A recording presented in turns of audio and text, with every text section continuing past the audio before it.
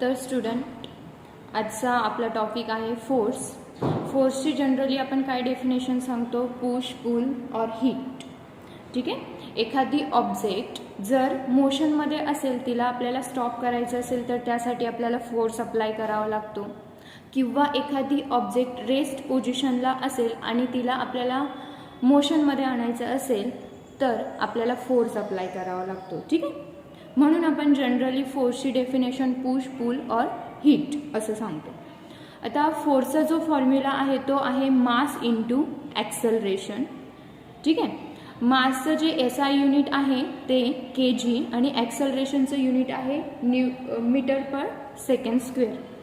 आपण त्या होल युनिटला न्यूटन पण बोलू शकतो. नेक्स्ट आहे टाइप्स ऑफ फोर्स.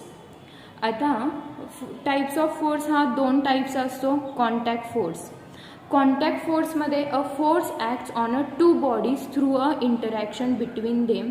फोर्स हा दोन बॉडीमधलं इंटरॅक्शन असतं आणि जेव्हा कॉन्टॅक्ट फोर्स अप्लाय होतो तेव्हा दोन बॉडी एकमेकांच्या कॉन्टॅक्टमध्ये येतात. ठीक आहे. तो फोर्स आपण जनरली सीन करू शकतो. तर आपण त्या फोर्सला म्हणतो कॉन्टॅक्ट फोर्स. आपण त्याचं एक्झाम्पल सांगू शकतो. Pushing a car. आपण एखादी कार आहे आणि त्या कारला जर पुश करतोय म्हणजे आपण त्या बॉडीच्या डायरेक्ट कॉन्टॅक्टमध्ये आलं आहे, तर तो फोर्स कोणता झाला? Contact force. तसंच दुसरा फोर्स आहे मस्क्युलर फोर्स. सपोज आपल्याला एखादं वेट कॅरी करायचं असेल तर त्यासाठी आपण मस्क्युलर फोर्स अप्लाय करतो. म्हणून मस्क्युलर फोर्स हा पण कॉन्टॅक्ट फोर्स आहे. नेक्स्ट आहे नॉन कॉन्टॅक्ट फोर्स. आता नॉन कॉन्टॅक्ट फोर्स जे जनरली आपण एक्झाम्पल मॅग्नेटिक फोर्स किंवा ग्रॅव्हिटेशनल फोर्स, इलेक्ट्रोस्टॅटिक फोर्स सांगू शकतो. A force applied between two object even if the two objects are not in contact. Such a force is called as non-contact force. दोन बॉडींमध्ये force apply होतोय पण त्या body प्रत्यक्षात एकमेकांच्या कॉन्टॅक्टमध्ये येत नाही, त्या फोर्सला नॉन कॉन्टॅक्ट फोर्स म्हटलं जातं.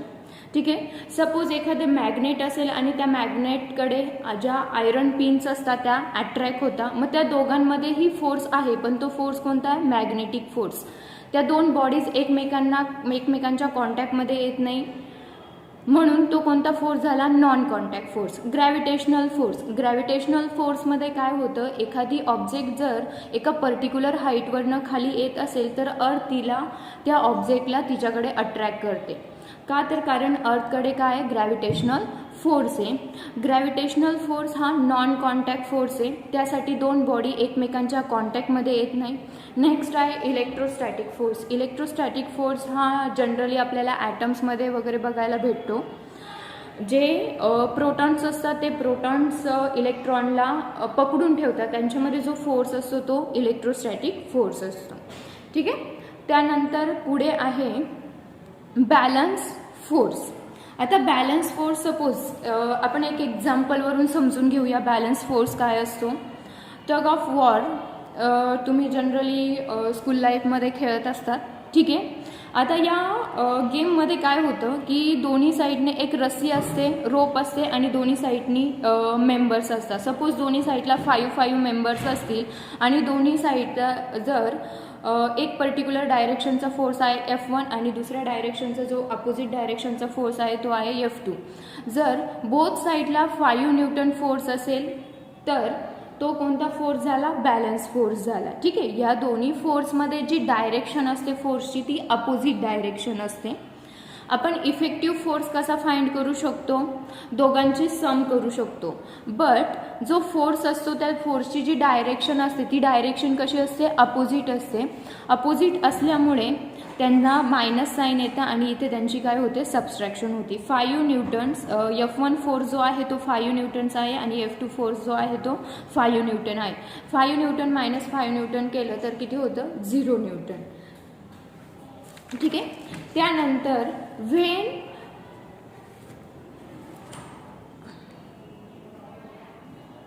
when equal force applied to the object on two sides, these four called as a balance force.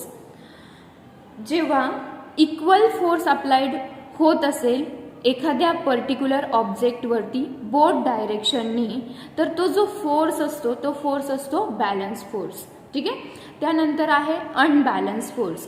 आता unbalance force same tug of वॉरचं एक्झाम्पल घेऊ. एक साईडला 5 मेंबर्स आहे आणि एक साईडला 10 मेंबर्स आहे. तर एक साईडचा जो फोर्स आहे तो 5 न्यूटन आहे आणि दुसऱ्या साईडचा जो फोर्स आहे तो 10 न्यूटन आहे. आता दोन्ही फोर्सची डायरेक्शन जी असणार आहे ती कशी असणार आहे, अपोजिट असणार आहे. तर डायरेक्शन अपोजिट असल्यामुळे त्यांचा जो इफेक्टिव्ह फोर्स असेल तो काय असणार आहे, F2 मायनस F1 असणार आहे. 10 न्यूटन मायनस 5 न्यूटन केलं तर आपल्याला इफेक्टिव्ह फोर्स जो भेटतोय तो काय भेटतोय, 5 न्यूटन भेटतोय. ठीक आहे. म्हणजे आपण अनबॅलन्स फोर्स काय सांगू शकतो, when unequal force applied to object on two side this force called unbalance force. त्या फोर्सला आपण काय म्हणणार, अनबॅलन्स फोर्स.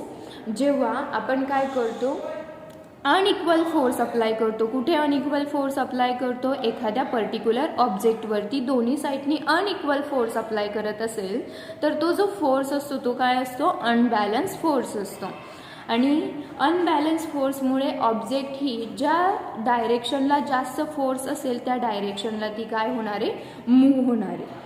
ठीक आहे. त्यानंतर याच्या काही केसेस आहे, जो इफेक्टिव्ह फोर्स आहे किंवा नेट फोर्स आहे तो कसा फाइंड करणार, त्याच्या काही केसेस आहे. तर त्याच्या 3 केसेस आपण स्टडी करणार आहोत. ठीक आहे. Force applied same direction force equal to their addition. जर फोर्स हा सेम डायरेक्शनला अप्लाय होत असेल तर त्या फोर्सची आपण काय करतो, ॲडिशन करतो. म्हणजेच आपण F1 प्लस F2 करणार आहे. ठीक आहे. नेक्स्ट आहे force applied in a direction opposite to each other force equal to there